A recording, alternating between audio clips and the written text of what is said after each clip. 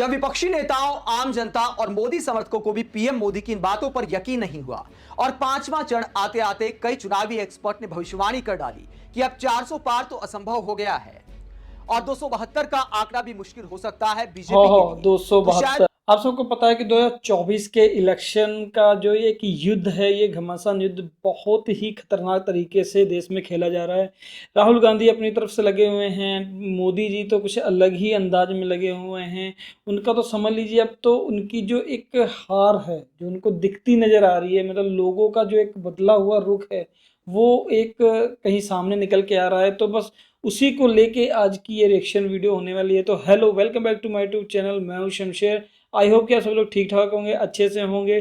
तो आज की जो रिएक्शन वीडियो है उसका टाइटल है डर गए पीएम मोदी। बहुत बड़ी बात है अगर ये टाइटल लिखा जा रहा है। बदल डाली रैली स्पीच, मतलब अपनी जो भाषण, जो रैलियों में, बड़े बड़े रैलियों में स्पीच देते हैं, भाषण देते हैं, उनको ही मोदी ने बदल डाला है। तो देखते हैं क्या ऐसा हो गया जिसकी वजह से मोदी कांपने लग गए हैं इस चीज़ को देख के। तो वीडियो शुरू से लेकर आखिर तक जरूर देखिएगा। अगर आप चैनल पे नए हैं तो चैनल को कर लीजिए सब्सक्राइब, लाइक शेयर कमेंट करके जरूर जाइएगा। तो चलिए सबसे पहले वीडियो देखते हैं। नमस्कार, मैं प्रवीण गौतम।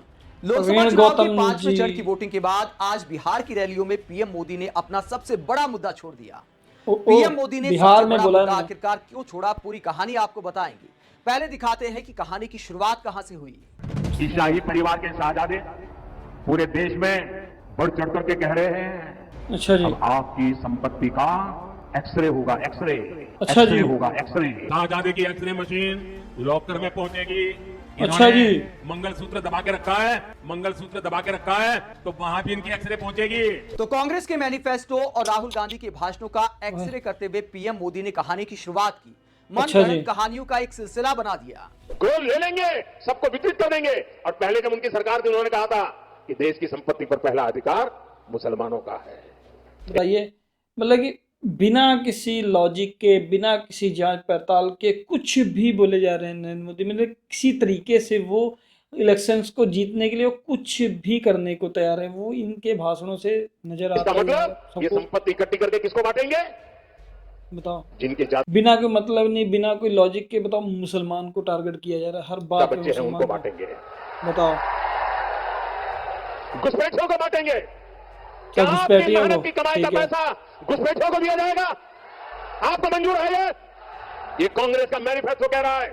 देश की बहुसंख्यक आबादी को मंगलसूत्र से डराने की शुरुआत हुई। उसके बाद मामला भैंस तक पहुंचा और धीरे धीरे पीएम मोदी आगे बढ़ते चले गए और बहुत ज्यादा डीप चले गए। एक्सरे में वो भी देख लिया जो बाकी लोगों को दिखाई नहीं दिया और मामला साइकिल छीनने तक पहुंच गया। आपके यहाँ बहू शादी करके आई तो क्या लेकर के आई थी? आपकी पत्नी शादी में क्या लेकर के आई थी? आपके घर कितने, खेत कितने, इन सारों का वो सर्वे करेंगे। और वो कहते हैं, खुल करके कहते हैं, अगर 2 साइकिल है तो एक गई, अगर आपका मंगलसूत्र है तो गया। ये खेल खेलने वाले हैं। लेकिन एक कहावत है कि अति हर चीज की खराब होती है। पीएम मोदी ने भी शायद मनगढ़ंत कहानियां बनाने की अति कर दी। विपक्षी नेताओं ने मजाक उड़ाना शुरू कर दिया। प्रियंका गांधी जैसे नेताओं ने कहा कि पीएम मोदी बहकी बहकी बातें करने लगे हैं। यहां तक कि मोदी समर्थकों को भी यकीन नहीं हुआ कि कोई भैंस छीनने, मंगलसूत्र छीनने, प्रॉपर्टी छीनने, कार छीनने, यहां तक कि साइकिल छीनने की बात कर सकता है। देखो, मोदी जी ने काम भी अच्छे किए हैं। तो मोदी जी, कई लोग सवाल करते हैं कि मोदी जी झूठ क्यों बोलते हैं फिर कि गहने छीन लेंगे, प्रॉपर्टी जब्त कर लेंगे। ऐसा कुछ नहीं है, सब कहने की बात नहीं, मोदी जी बोलते हैं ऐसा। मतलब ये अंधभक्तों को भी मतलब दिखने लग गया है कि मतलब हाँ, वैसे गुणगान अभी मोदी जी का गा रहे हैं, लेकिन नहीं, उनके जो सवाल, जो हिसाब से वो पूछते हैं, जिस हिसाब से वो भाषण दे रहे हैं, उनको चलो इतना तो समझ आने लग गया कि हाँ ये झूठ बोलते हैं। धीरे धीरे शुरुआत होती है हर एक चीज़ की। तो कोई बात नहीं, आगे आगे देखते हैं क्या होता है। कांग्रेस की सरकार आई तो आपके गहने जब्त कर लेगी, आपका मकान के 2 कमरे जब्त कर लेगी, आपके 2 मकान है तो 1 मकान छीन लेगी। मतलब कुछ भी, ये तो देखो, ये राजनीति है, इसमें तो एक दूसरे के बरखिलाफ बोलेंगे ही बोलेंगे। झूठ बोलना चाहिए प्रधानमंत्री को। झूठ नहीं बोलना चाहिए। तो मैं भी आप बिल्कुल सहमत हूँ आपकी बात से, झूठ नहीं बोलना चाहिए। लेकिन ऐसा कुछ नहीं है कि किसी की प्रॉपर्टी कोई छीन लेगा। जब पीएम मोदी ने लगातार कई दिन तक जनता के बीच ये बताया कि कांग्रेस की सरकार आई तो आपका ये छीन लिया जाएगा, तो हम जैसे पत्रकार भी जनता के बीच गए और जनता ने पीएम मोदी के ऐसे भाषणों को लेकर क्या कहा, जरा सुनिए। कह रहे गहने छीन लेंगे आपके। मतलब हमारे गहने हम पहनते ही नहीं है, जो गहने छीनेंगे क्या गहने गहने नहीं है, बताओ। कोई छीनते नहीं है, सब झूठ बात है ये। अच्छा, सही बात। हाँ, कोई बाइक वाला चोर ले जाए चैन छीन के तो वो कह नहीं सकते। ऐसे कोई नहीं छीनता। अच्छा, मोदी जी कहते हैं कि जनता अपने जागरूक गहने है। बचाने तो मुझे वोट दो। इसको मोदी जी बोलते हैं। मोदी को, मोदी आओगे यहाँ सड़क पे तो आ, सड़क में तो आ बड़े ना। बड़े गुस्से में हाँ, आंटी भाई, जी। फैशन चलाओ, जा अपनी बिल्डिंग में खड़ा हो गई। फैशन चलाते हैं। हाँ, भाषण चलाते रहे वहाँ कहीं। बस। कह रहे गरीब का बेटा हूँ, आप कह रहे फैशन चलाते का हैं। बेटा नहीं, अपनी मजदूरी, अपना खाना, अपना कमाना। मोदी जी कह रहे हैं सही कि बात है विपक्ष यार। वाले गहने छीन लेंगे महिलाओं के। नहीं जानते मोदी को, कौन मोदी है। अरे भाई, ये अभी एक जैसे आज तक में एक मतलब इंटरव्यू हो रहा था मोदी जी से, जब पूछा गया कि राहुल गांधी के बारे में क्या सोचते, कहते कौन राहुल गांधी। तो बिल्कुल सेम यहाँ पे रिप्लाई है आंटी जी की तरफ से, समझ लीजिए हमारी तरफ से, कि जब पूछे कि मोदी जी, कहते कौन मोदी जी, बिल्कुल इग्नोर, बिल्कुल बुरी तरीके से। जब कांग्रेस की सरकार थी, ये कितने दिन से सरकार राज कर रही। देखो जब कांग्रेस की 70 सरकार साल थी, कांग्रेस ने राज किया तो उनने अच्छा। क्या छीन लिया पब्लिक से, क्या हाँ। आपसे छीन लिया। आप सही बात बताइए, है। क्या छीन लिया आपसे। मोदी जी बोलते हैं ना। आप बताओ क्या छीन लिया। मोदी जी बोलते बोलते पॉइंट, लॉजिकल आप पॉइंट। बताओ क्या छीन लिया 70 साल में कांग्रेस। 70 साल में तो अभी तक कुछ नहीं दिला भाई। मोदी सिर्फ एक चीज हिंदुओं में मुसलमानों को डर दिखाना चाहता है, जबकि ऐसा कुछ नहीं। हिंदू मुसलमान दोनों भाई सब लोग प्यार मोहब्बत से रह रहे हैं, सही सारे बात प्यार है। मोहब्बत से रहते हैं। आप उनके भाषण सुन लेना, बिना हिंदू मुस्लिम को कुछ हो जाए उनका। मोदी जी भी तो बोलते हैं जान की बाजी लगा दूंगा नारी शक्ति के लिए, मंगलसूत्र बचाना है तो मुझे वोट दो, भैंस बचाने। मंगलसूत्र बचाना, वो सबका मंगलसूत्र वो पहना के क्या सबको। वो कहते हैं कि कांग्रेस की सरकार आई, इंडिया भाई गठबंधन की वाह। सरकार आई तो ये मंगलसूत्र छीन लेंगे, प्रॉपर्टी छीन लेंगे, भैंस छीन लेंगे। इतनी हिम्मत नहीं है कि कोई भी सरकार आ जाए किसी महिला का मंगलसूत्र छीन ले। मोदी जी जिसकी रक्षा करनी है उसकी तो कर नहीं रहे। छोटी छोटी बच्चियों का अब रेप हो रहे, उनकी रक्षा तो हो नहीं रही। बेस्ट पॉइंट यार। सब कुछ हो रहा है, क्या नहीं हो रहा आपको, सबको क्या नहीं पता, सब कुछ पता आपको भी। सब जिसकी रक्षा करनी वो आओ वहाँ करो।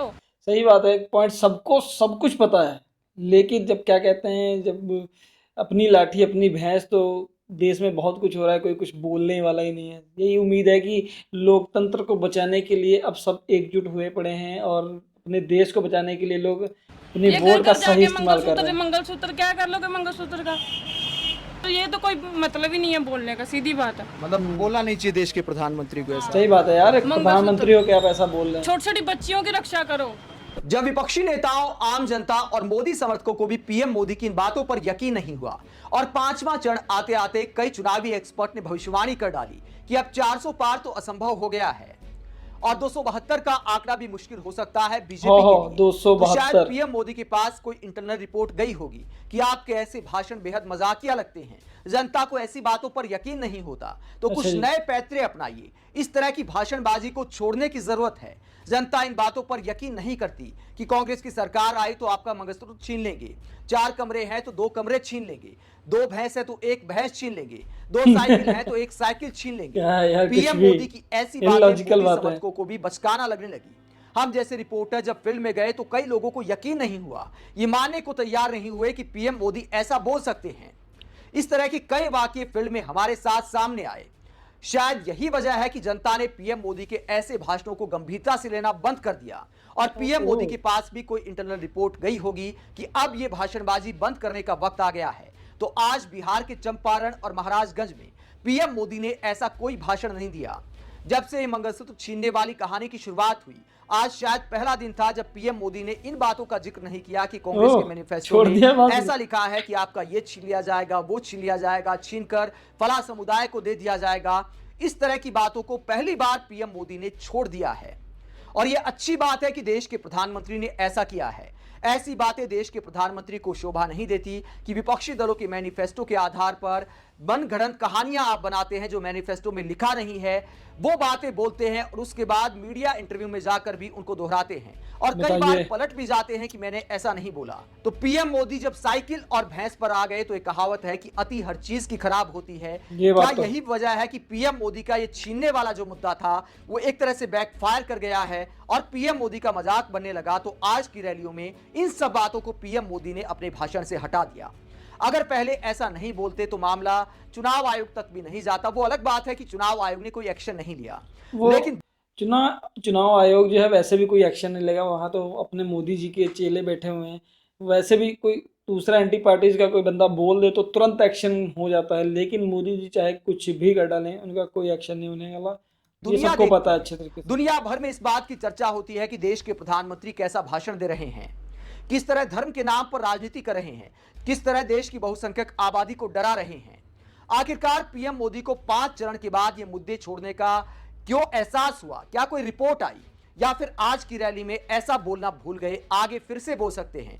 आप इस पूरे मुद्दे पर क्या सोचते हैं? क्या ये मानवीय भूल है या फिर पीएम मोदी के रणनीतिकारों ने कहा होगा कि मोदी जी इतना भी मत फेंकिए कि जनता को यकीन होना बंद हो जाए?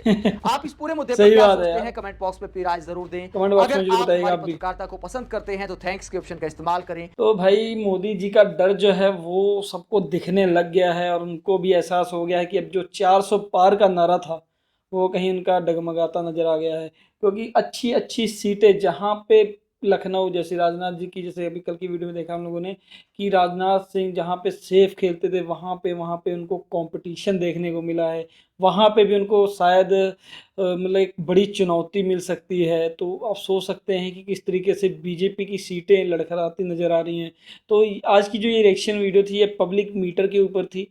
इन्होंने काफ़ी बढ़िया और एक अलग अंदाज में अपने रिपोर्ट की है, जो कि ये साफ साफ दर्शाती है कि मतलब कि मोदी का जो भाषण बदलने का एक तरीका है, मतलब कि जो मोदी भाषण बदल के चाह रहे हैं कि हाँ भी अब देश की जनता को किसी और तरीके से बरगलाया जाए, तो वो साफ साफ नज़र आ रहा है। तो आई होप कि आज की ये जो रिएक्शन वीडियो है आपको पसंद जरूर आई होगी। अगर पसंद आई है तो चैनल को जो सब्सक्राइब, लाइक, शेयर, कमेंट जरूर कीजिएगा। अगर आप चैनल पर नए हैं तो चैनल के लिए सब्सक्राइब और लिंक इंस्टाग्राम का भी डिस्क्रिप्शन में, वहाँ पे हम लोगों ने भी इंस्टाग्राम पे भी रिएक्शंस स्टार्ट किए हैं, तो आप वहाँ पे भी शॉर्ट्स रिएक्शंस देख सकते हैं।